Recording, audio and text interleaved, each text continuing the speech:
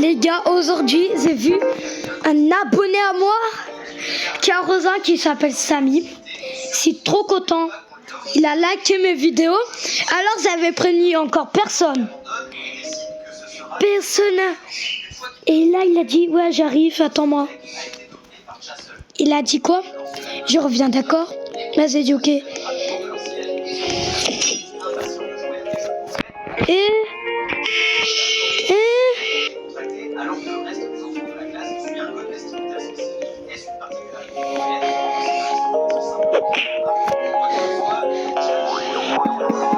non.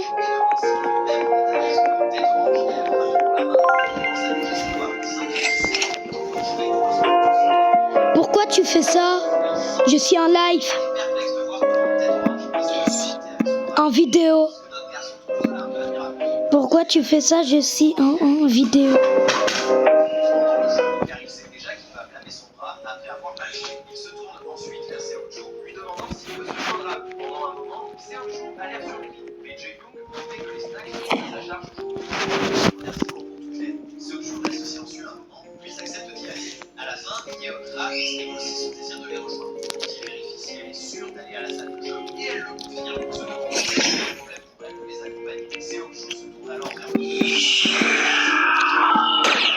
Quelqu'un voulait me voler.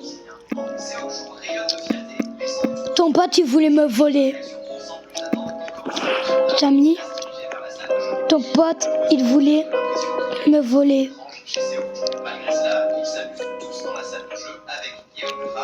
C'est lui derrière moi. C'est lui.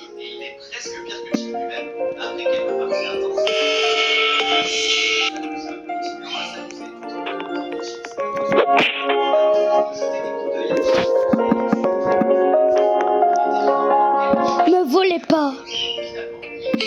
Me volez pas.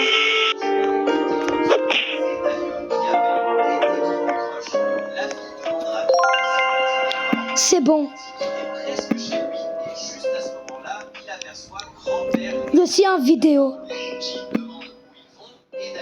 Je suis en vidéo. Je suis en vidéo.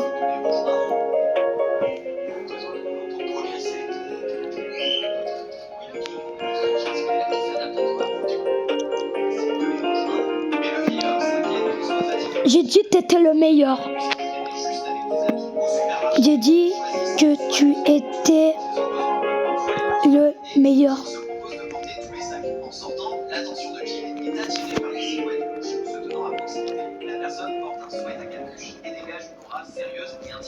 Jean réalise rapidement qui est cet homme. Et la silhouette salue Jean et l'appelle 001, faisant battre le cœur de Jean. La scène revient dans le passé, montrant la fille plus jeune et le même homme aux cheveux longs qui semble être un camarade personnel. Dans le présent, la réaction de Jean en voyant cet homme est immédiate et il commence à marcher vers lui, laissant grand-père perplexe face à son comportement. Grand-père demande alors Les gars, cet homme et quelqu'un bénissez-le. Bénissez ce Samy à vie. Pour son Tenno Turbo 3000. Il faut le bénir.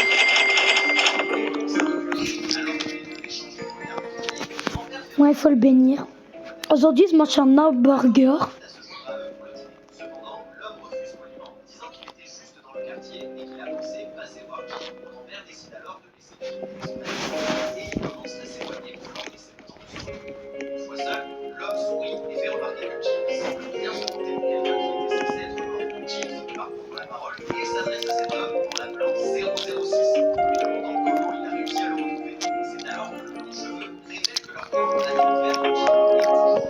Il recherche maintenant. Il rassure Jean qu'il n'y a pas de danger immédiat car il n'est pas encore découvert où il habite. Il explique en outre qu'il était dans la région de commission et a décidé de passer quand il a envie de venir comme le cherchait déjà. Cependant, il avertit Jean qu'il ne faudra pas longtemps avant qu'il ne le rattrape. Il semble que le camp se prépare à envoyer quelqu'un pour s'occuper de notre garçon une fois qu'ils auront découvert son emplacement. Et ce n'est pas une question de temps avant qu'il ne mette 006 sur le coup. Jean devient alerte en entendant la menace. Mais 006 entend sourire et attire l'attention.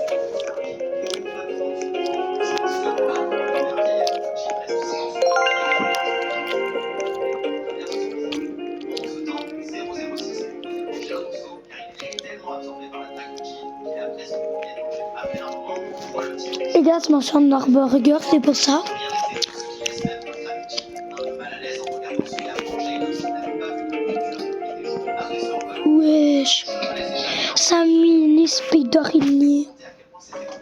Il est d'accord, disant que non seulement c'est délicieux, mais c'est aussi pratique et riche en calories. Le long cheveu fait alors remarquer que Jim semble toujours accorder beaucoup d'attention à l'efficacité, même après avoir quitté son poste de mercenaire. Néanmoins, Jim devient sérieux et demande à son ami comment il l'a trouvé si le camp ne l'a pas encore localisé, ce à quoi le long cheveu explique déjà que Jim était en vie, parce qu'il le connaît par cœur. Il demande alors à Jim s'il a retrouvé la mémoire, et notre garçon répond rapidement 006, non, 032, c'est probablement que Jim est vivant aussi, bien qu'il ne puisse pas prédire comment il réagirait, puisque la nouvelle de la mort de notre garçon l'a frappé assez durement. Notre garçon lui demande alors pourquoi il n'a pas informé 032 à ce sujet. Le blond répond que moins il y a de gens qui savent, mieux c'est, même si c'est quelqu'un de proche. Jim fait alors remarquer qu'il pensait qu'il finirait par réaliser qu'il était vivant, mais ne s'attendait pas à ce qu'il garde le secret. De quoi? Il ricane simplement et dit qu'il ne s'attendait pas non plus à autant de sa part. C'est alors que la scène revient dans le passé. Tout est en feu et les soldats avancent. Les explosions sont énormes et nous voyons Jim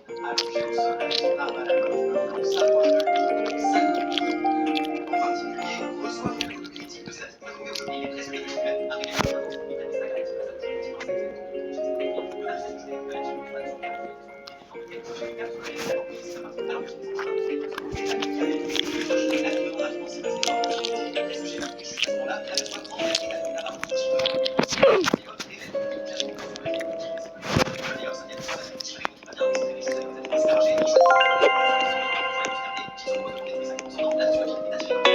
Non.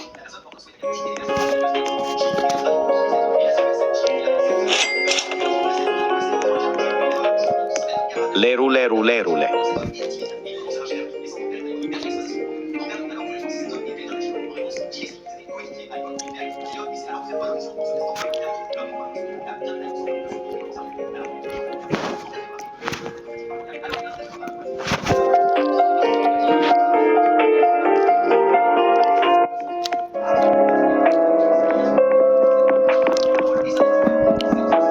Oui.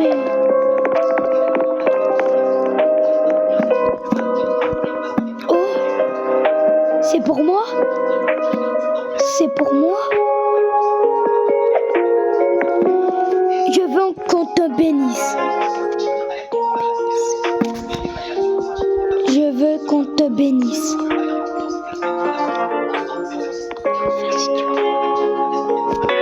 Oh, attends, il n'y a plus de place.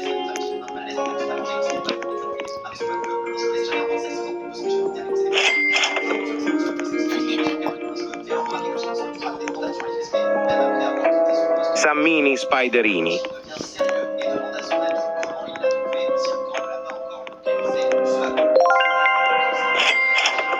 Attends, j'en fais ça. Hop.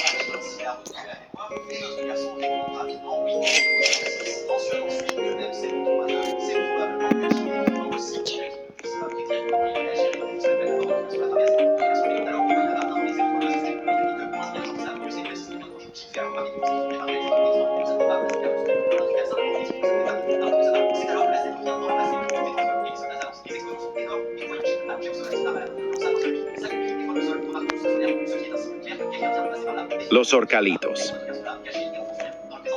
Merci pour tous vos cadeaux. Merci pour tous vos cadeaux. Les gars, bénissez eux deux. Vraiment.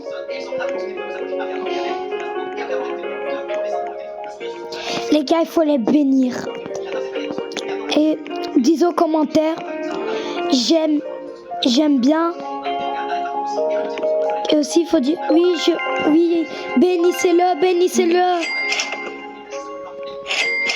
Ouais, on va le bénir. Les gars, Samy, c'est sûr c'est le vrai. Ou c'est le faux. Je dis c'est le vrai parce que c'est mon meilleur pote. Lui aussi. Ils sont tous mes meilleurs potes. S'éloigne tranquillement et la scène passe à la SOV Corporation.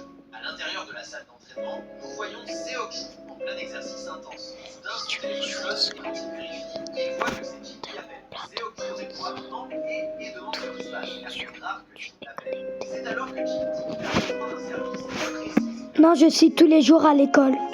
Je termine à 17h.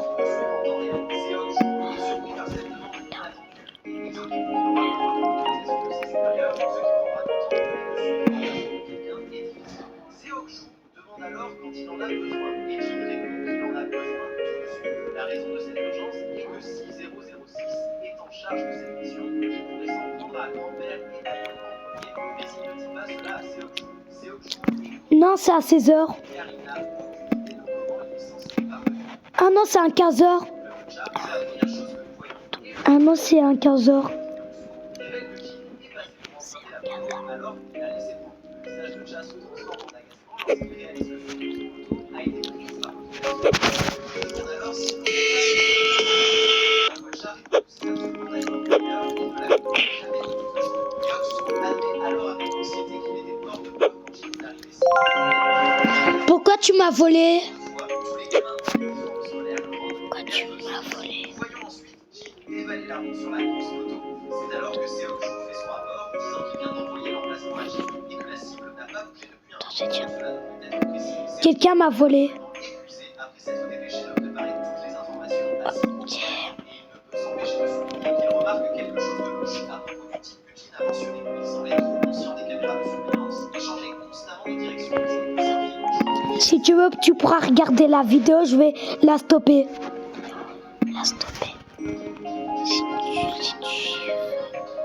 que je pourrai regarder la vidéo. Il demande ensuite à Jim qui est cet homme. Tu vas bien là aimer la vidéo. Jim répond que c'est quelque chose de personnel. Tu vas bien. N'est pas surpris par cette réponse car il l'avait déjà deviné. Une fois qu'il raccroche, il pense que Jim prépare certainement quelque chose.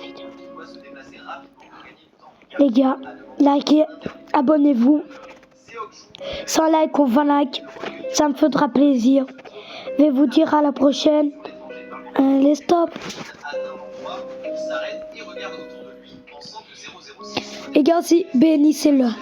À vie. il aurait déjà attaqué sa famille. Likez, abonnez-vous et je vous dis allez ciao.